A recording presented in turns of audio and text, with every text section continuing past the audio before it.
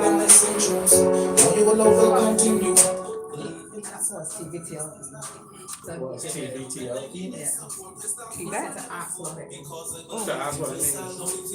Yeah. Why phones or no? You want headphones?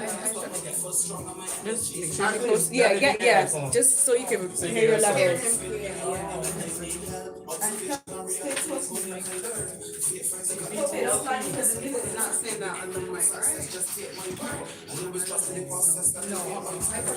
Right, yeah, you're not saying it. What is TVTLP? It's the technical vocational. Oh, you know a lot, great. But this doesn't appear, that's why I keep on rhyming. But from every day for those who won't stop my shining. I like to see the real, know me and see the combining. A lot of things I've been through to express myself and all the means that then I sing tunes. What you will continue. Believe in yourself, trust the instinct that in you.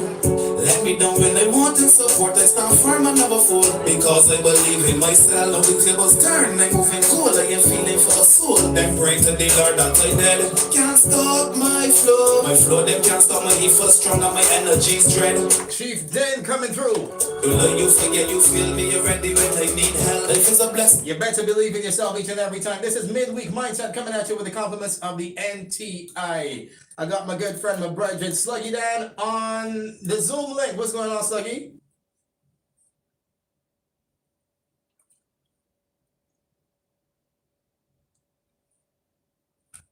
I think Sluggy now plugging in. I'm muting his mic.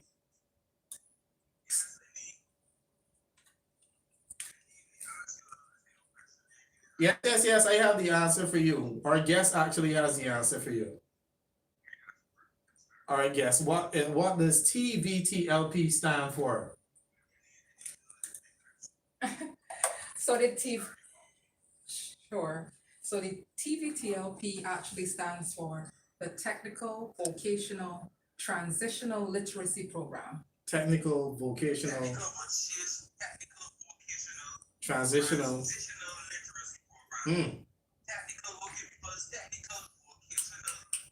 Transition Literacy Program. I want the listeners to say, remember that. Technical Vocational Transitional Literacy Program. Peoples, this is Midweek Mindset, Heart 95.3. And I want to keep that in your brain. A Technical Vocational Literacy Transitional Program. Scholar Rock. Before we do anything, I want you to let Barbados know who is my friend, who on the inside on Heart 95.3, who we have from the NTI and what she does. Please let Barbados know before we start the greatest show on earth. Easy, brother. We have Markiesha Alleyne in here today. She is a content assessor and career counselor at the National Transformation Initiative with over 10 years helping vulnerable groups, specifically at-risk youth, to achieve their life goals. She specializes in mentorship and career guidance, and Markiesha uses her expertise and life experience as well to motivate and educate the disadvantaged. By focusing on empowering our nation's youth at every level of development, Markiesha has been able to put her qualifications in psychology to good use. Over the years, Markiesha's strength at Technical Vocational Training Coordination have garnered some recognition for her conceptualization of the NTI Transitional Literacy Programme for the Barbados YouthADVANCE Corps Technical Vocational Trainees. When she's not working in her NTI capacity, Markiesha is assisting with the management of her family's tour business and enjoys spending quality time with her loved ones. Markiesha, she sounds like a sweetheart. It's like you sound like you know her, is she?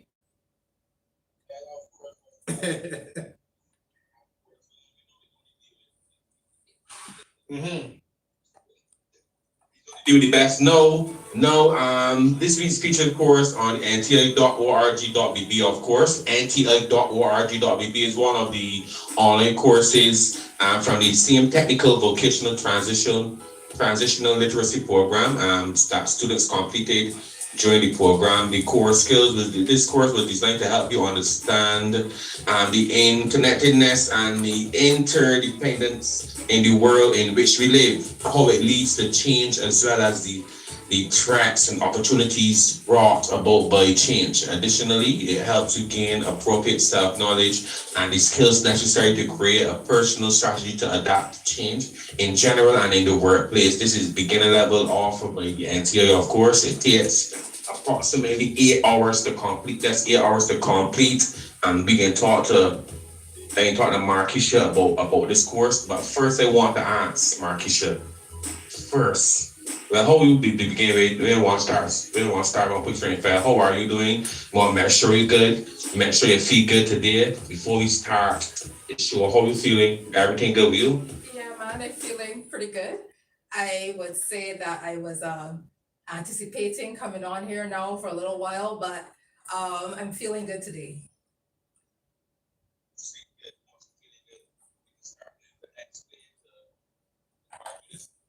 Is transitional literacy. You know, it may sound real technical. People hear me saying technical vocational transitional literacy program. People might say it, man, it's like it does sound like a lot. So can you explain to Scott Rock and I so we can convey the visions what exactly is transitional literacy? Okay, so transitional literacy in the context of our program was designed to prepare trainees that were going to be entering their technical vocational program. So as you would know, young people that leave secondary school, they may leave with some gaps, some fundamental literacy gaps. And the program was really designed to help better prepare them to be able to cope in the technical vocational programs that they were going to be entering. What we found was that a number of the technical vocational institutions, they said that the trainees were coming in underprepared. So we wanted to make sure that they had a better chance at being successful within the program. So thus, that is how the birth of the transitional literacy program was formulated. Nice, thank you. Now let me look at career counseling, which you are. Do you think that is a major issue? Youth not knowing what career to choose, how to choose a career, how to go into a career. And when you speak to some of the issues the youth may have when it comes to choosing their careers or having a career in general as a career counselor as you are yourself, I want to speak to some of the issues we have in and with the youth choosing careers and how can we find solutions to some of the problems. Okay, well, not just the youth, but in general, people do have difficulties finding the right careers. I find that more often than not, people would decide their careers based on how much money they're going to make. And that's the wrong place to start. You want to start off with what your passion is. You know, you want to start off finding out the things that you're good at and the things that you're passionate about. So at the end of the day, what I try to do when I'm guiding trainees and young people into choosing their career path is to find their passion. More often than not, I find that even adults, they end up in the wrong profession. You know, they end up in professions that you could tell that they're not suited for those professions. And I just want to encourage individuals that find themselves stuck in a position that they don't like. Try to find the one that you really desire, you know, the thing that you're really passionate about. Because if you're going to work and you know, you're not excited about going to your job, it is not the place for you to be. And it translates into how you treat to your client. So say, for instance, you're a teacher and you don't even like children, you're in the wrong profession. And also, you really need to find what your passion is, what you're good at, and that is what I try to encourage all young people to do. Nice, I love that. No, you did some work with the YouthADVANCE Corp. Yes. Youth service, so people up there, you know, used to call it youth service. Don't be nervous, join the youth service. Yes. No, in working with groups like that and in your experience and expertise working with at-risk youth, what are some of the shortcomings we were coming with? What we were not prepared. Helping the youth get better prepared. What did they consider shortcomings, or how can we help them to be better prepared? You mean the shortcomings of the youth, or? Because you mentioned earlier that the technical and vocational institutions said that some of the students were coming in a little underprepared. Okay. Right, so what were some of the things that they noted or noticed? Oh, I got you. Well, as far as the gaps, the literacy gaps, being able to write a proper letter, being able to write a proper report, the way that they engage, the communication skills were very much lacking. Even something as simple as engaging the security guard at the front. You know, those are issues that we had. So those are things that we work on a broader basis within the program. It's not just about the literacy itself, but also how to communicate and engage with the people in general, the staff in general. Awesome, I love it. No, when it comes to the NTI and our platform and the way that we train the youth, we really help the youth to get better equipped, better qualified to do what they're doing. Why our platform with ours so important when it comes to these technical vocational schools, whether it could be skills training. They're making a pitch for me, don't worry. It's a plug for us. When it could be skills training, it could be polytechnic, it could be programs at school, it could be programs in the prison. What is it important to have platforms like ours when it comes to these technical vocational schools? When you say platforms like ours, you're talking about the NTI, or you're talking about the Midweek myself? NTI, okay. Right. So NTI, at the end of the day, what we do is that we provide supplemental programs for young people that might not have those particular subject areas in the technical vocational programs. We had a young man that he was on the Midweek Mindset, one of our first guests. His name was Giovanni Gittins, and he spoke about the various programs that he was able to use through NTI that were not available to him within the secondary schools. So what the programs that we provide, we are able to provide programs, one, that don't exist, two, that are supplementary to the ones that do exist, so that at the end of the day, you produce a more well-rounded student coming out of any technical vocational program. So we want all the technical vocational institutions to know that we are partnering with them. You know, we were working together to make sure that our youth are better prepared for the world of work, and even for if they want to go into the entrepreneurial field. Nice. No, Markiesha, you are a content assessor, right? Mm-hmm. You also study psychology. Are the two connected when you're choosing your content? You're assessing content. Are the two connected? Well, yes, in a way, yes. I think psychology is interconnected with everything I do, because understanding human nature, understanding how people think and what they will relate to, how they will receive the information, all of that falls under that umbrella of psychology. So it's really important. I use psychology in every aspect of my life, whether it is engaging with the young people, whether it is engaging with someone that's interested in their career. Yes, I would say that is interconnected. So whenever I'm choosing content for promotion, I would always think of my target audience. Who are we trying to reach? And that normally would help to guide me in choosing the appropriate content that we have for the particular audience.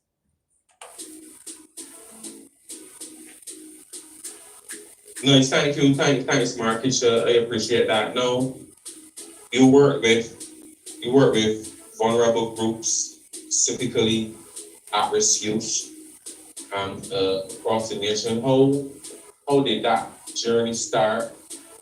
And how does that come into play when dealing with the NTI, when setting content? How did your journey start from dealing with at-risk youth from vulnerable groups? Okay, well, I first started dealing with vulnerable groups when I started teaching part-time at the Barbados Youth Service. I taught fundamental English, and the trainees that I worked with were the ones that didn't qualify to do the CXC English. So at that point in time, it was a real eye-opener for me, because though I've worked with young people my whole life, I don't think that I've ever been in a situation where I've worked with a particular group of young person that was at risk. And, these young people, honestly, they are a gem to work with. And I just want to dispel the notion out there that the young people, this thing in our society where we think that the young people don't want anything good for themselves, and, they're just about wasting time. No, these young people are really genuinely interested in doing well for themselves, but they're not necessarily interested in what we want them to be interested in. So we have to start listening more to the things that they want, hearing them out, and trying to make sure that we give the information in a way that they will receive it. So my first encounter that I can remember was I was in a class, and I'm in front of the class, teaching the class, and I one particular young lady, she was quite sassy, and she was dressed also very stylish. So she said something to me, and I said, "All right, Miss Styles." And she said to me, "Ma'am, you start wrong. My name is da da da." And I said, "You know what? You are right, because at the end of the day, it all starts with respect. With these young people, young trainees, what you give is what you will get." So I apologized to her. I said to her, "You know what? That is true. That is your name, and I will refer to you that way from now on." So, that was my first induction into dealing with at-risk youth, and I've never looked back. Yes, I've never looked back since. Yeah.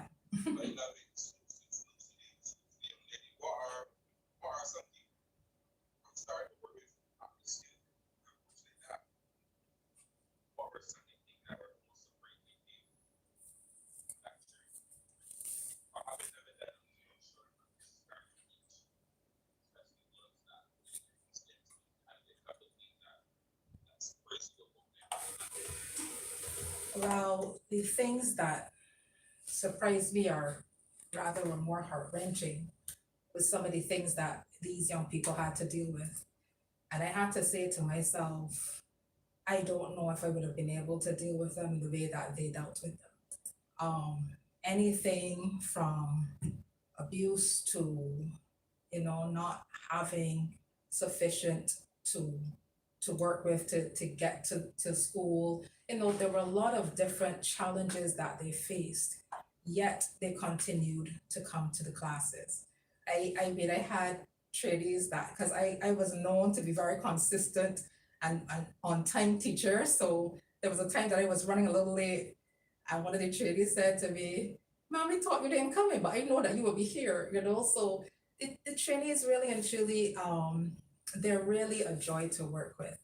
I I can't say that other than that there was anything else that was different about them. They were no different to any other young person. They all had the they all wanted to learn. They all were eager to learn and to engage. But again, it all boils down to the approach. A lot of them had very negative experiences too in the secondary schools.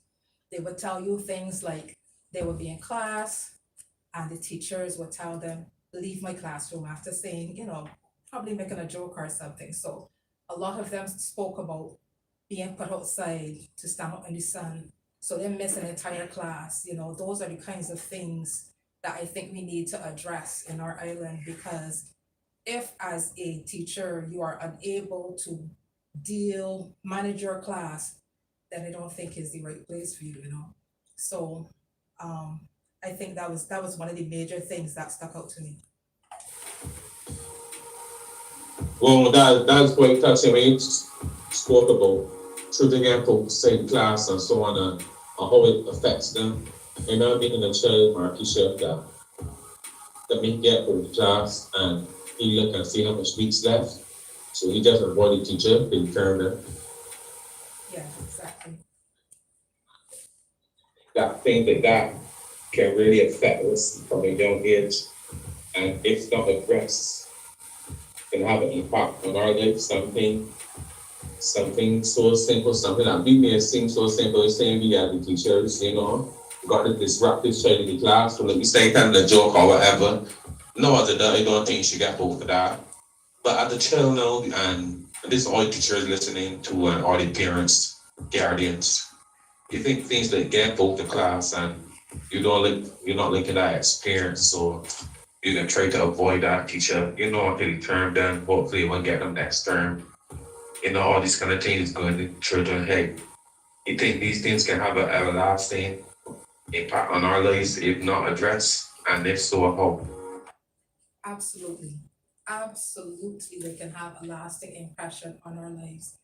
I will just share with you my own experience, and this is why I guess I'm so passionate about working with young people. Back in primary school, I remember every morning feeling so terrified of going to school because here it was, I knew that if I didn't understand the work, I would be lashed.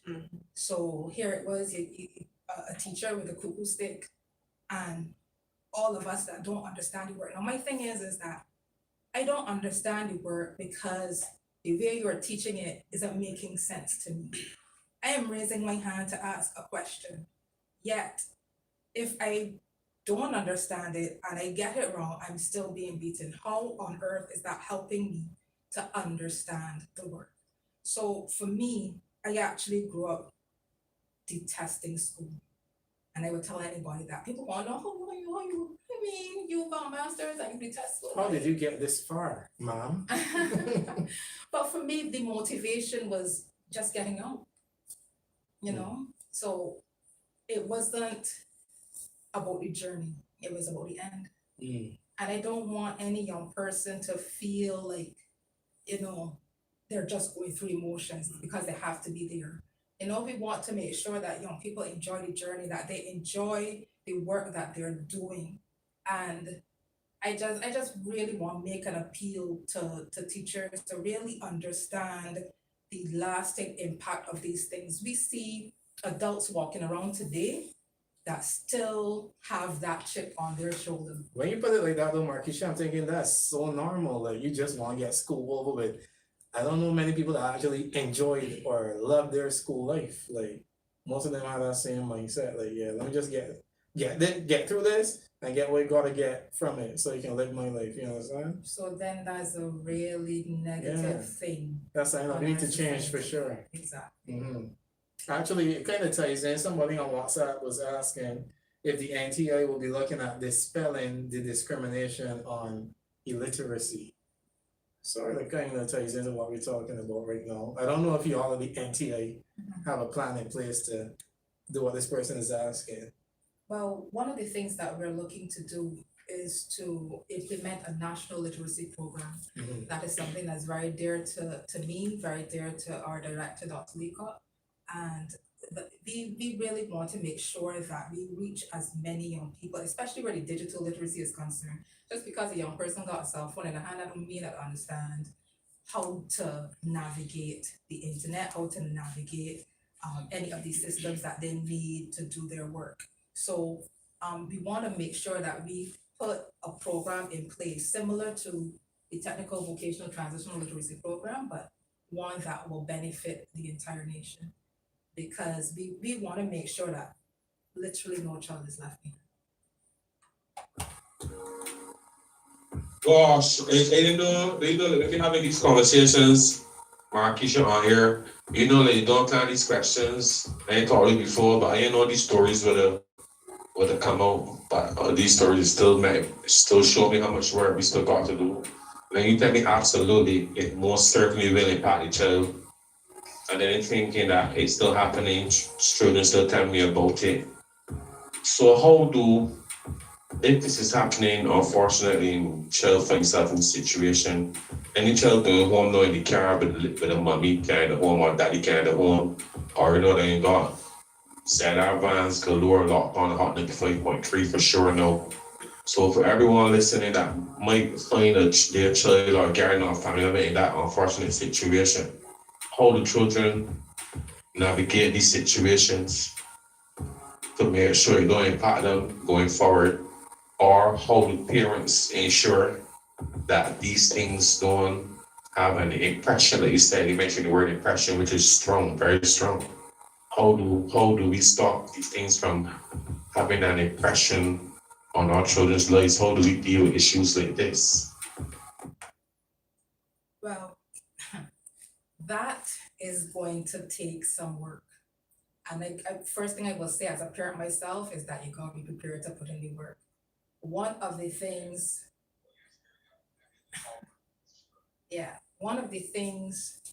that happened to me when I became a mom was that I realized real quick, if I wanted to see my daughter behave in a certain way, that I too had to make sure that I reflected that behavior, because she's going to model what she sees.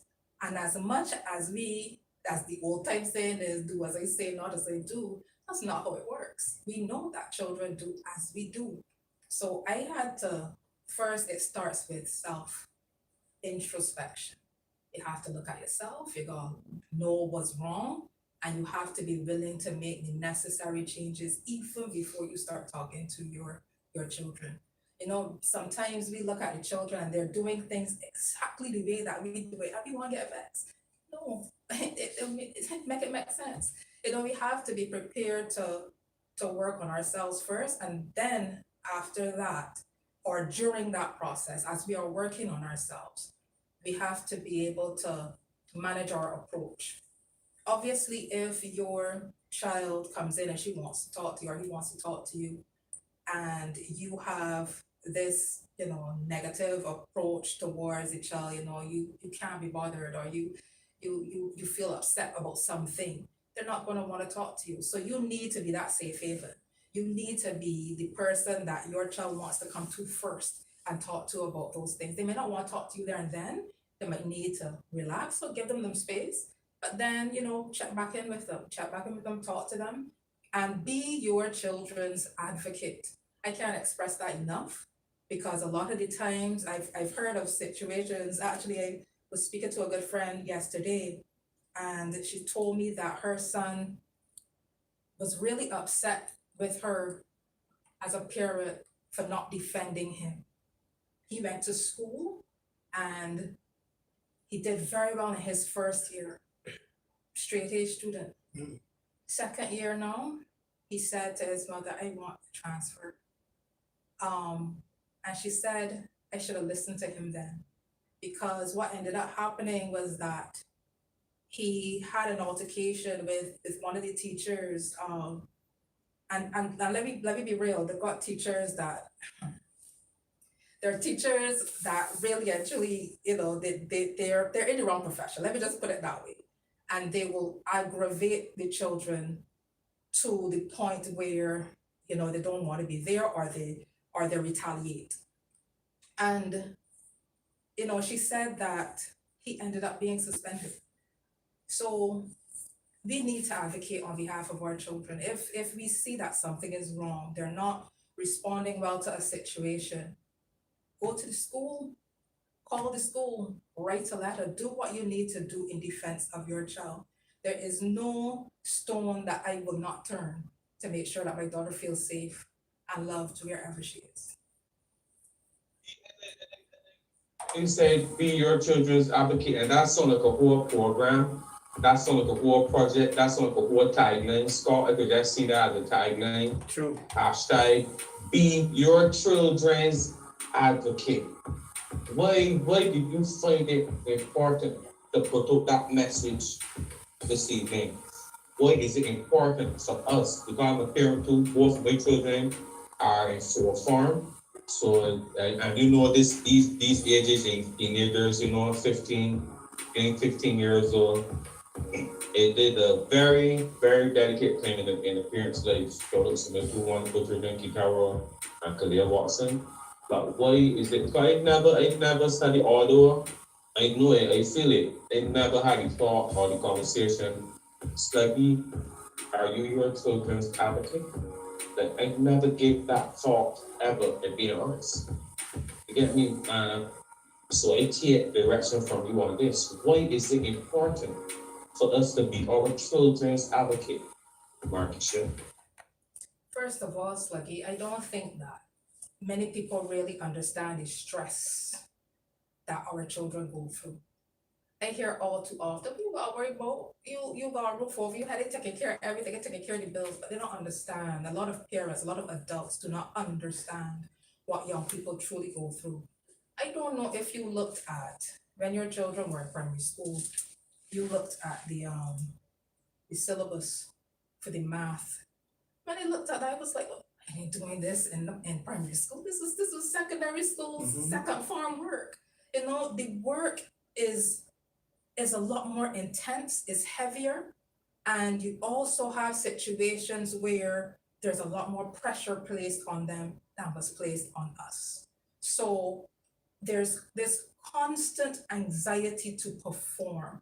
They already put a lot of pressure on themselves, and then on top of that, there's the pressure placed on them from us, the parents. There's the pressure placed on them from the teachers. So it is easy to feel overwhelmed.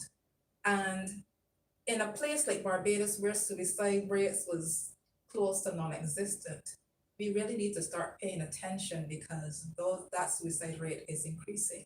And we need to be the advocate for our children, because if they are experiencing all of these negative things, they need to know that there's somebody in their corner rooting for them, batting for them, willing to defend them in their situation, because it's not easy. It's not easy on them at all.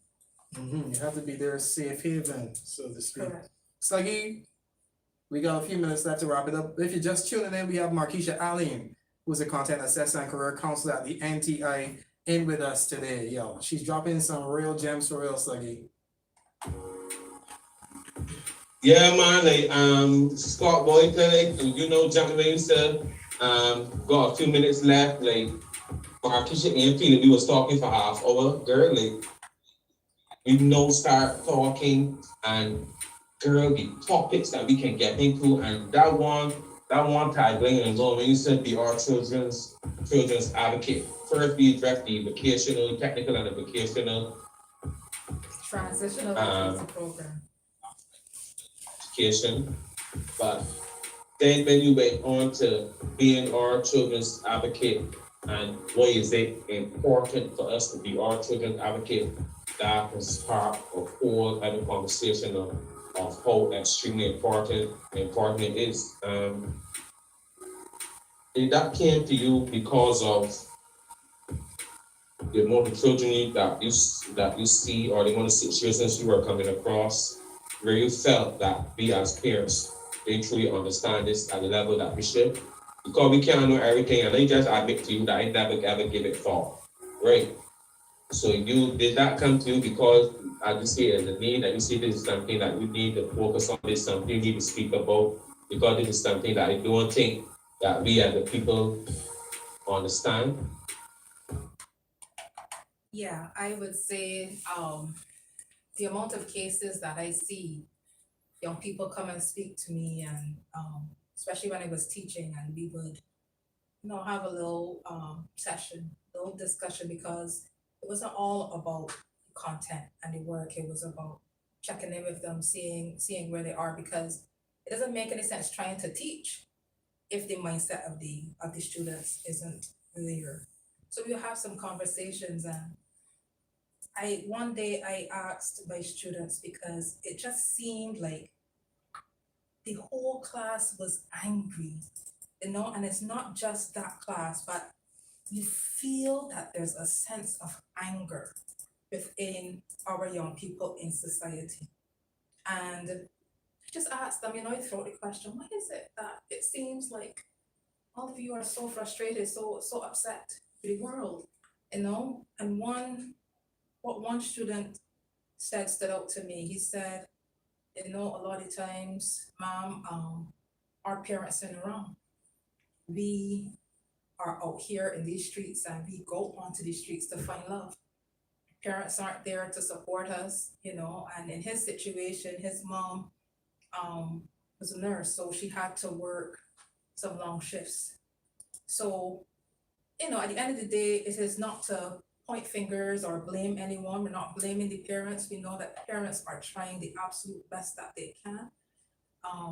But we still realize that there is more that we need to do. So in my conversation with the young people, and again, like I said, as a parent myself, and my own daughter calling me out on a number of occasions and telling me, Mommy, man, you need to do a little better. I had to start to work on certain things because, as you know, as a parent, there are different levels to this thing, different phases that your children go through. You have the phase where they're up under you and everything is, Mommy, I love you. And then they turn into that the beginning of those teenage years, that's a whole other ballgame.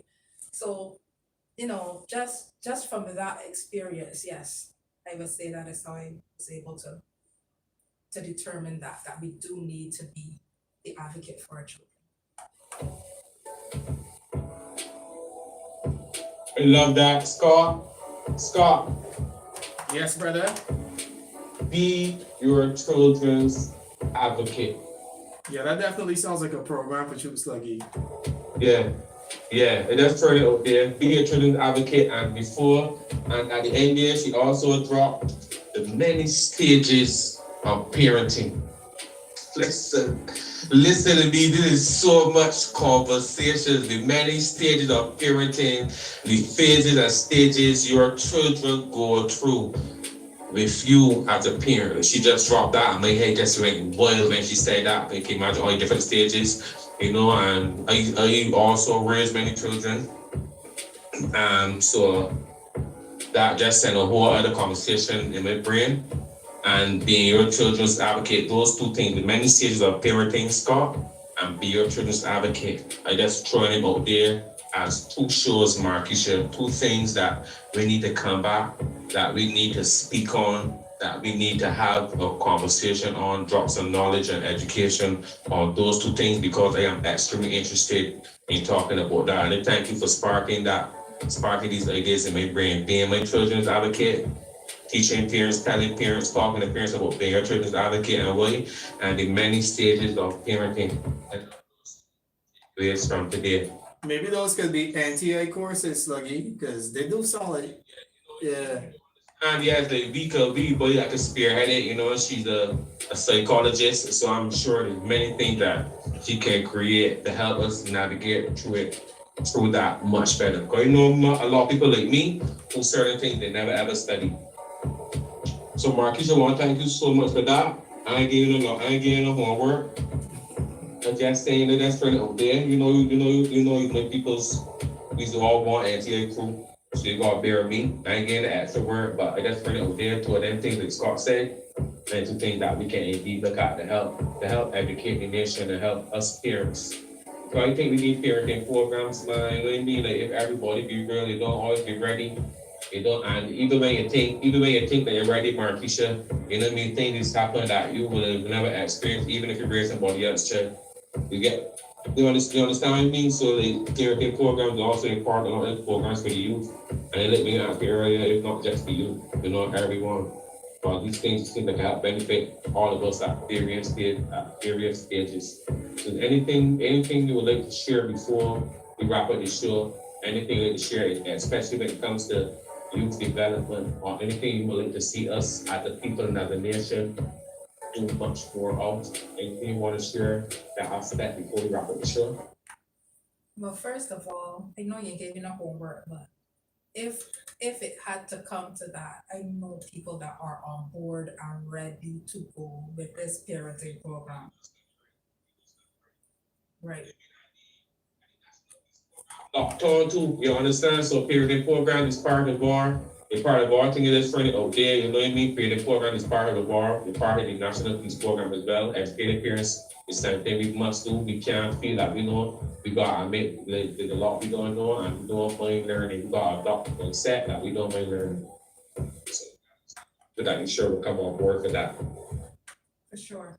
I just want to say though, yes, we still have a long ways to go, but I do want to commend the various ministries for the programs the initiatives that they're putting in place, you know. We recently partnered with the Ministry of Education to have the citizenship gamification, citizenship game in the schools. You know, and that to me is a step in the right direction. I see the work that the Ministry of Youth, Sports and Community Empowerment, they're doing a lot of work too, in the communities with the youth and also in sports development. So I still want to commend our government for the work that they're doing so far. Yes, we got ways to go, but I think that as long as we keep going in this direction, keep going in this trajectory, we will get where we want to get a lot faster. I love it. I love it. NTI.org.bb. NTI.org.bb. Over 5,000 free courses. Over 5,000 free courses. Markiesha, any courses that you particularly like, that you would definitely throw. They know we got over 5,000. They know we got over 5,000. But any courses that you helped with lately that you could tell Barbados quickly about that should go and check out? Well, of course, we can always plug in our flagship course, which is the citizenship course. That's the main one. We actually had our trainees in the TVTLP. They did online safety essentials. They did core skills, all of them. And then 12 of them, because citizenship was not mandatory, but 12 of them did the citizenship course. So these are courses that, especially the citizenship course, that I would recommend because it is all about becoming a better citizen and the same kind of issues as far as becoming a better parent or navigating our society. Those are things that you would find in that citizenship course. You know, just being a better citizen in general. Nice, I love it. I love it. Scholar Rock every single Tuesday, 3:35 p.m. 3:35 p.m. on Hot 95.3 for Midweek Mindset. Markiesha dropped a lot of gems today. She dropped a lot of gems today. But my takeaway is be our children's advocate and the many stages of parenting. I absolutely enjoyed the conversation. I can't wait to have much more conversations with you. See you all next week. Wednesday again at 3:35 for another edition of Midweek Mindset powered by the NTI.org.bb. Another great show, Scotland Rock. I feel extremely proud. Barbados, we are #1 for a reason. Scotland Rock, this is your boy Sluggy Dan Markiesha. Thank you a million. I absolutely enjoyed it. I love and appreciate what you do. And I'm out. Hot 95.3 FM. To equip every bitch with the knowledge and skills, 20 citizens of good character.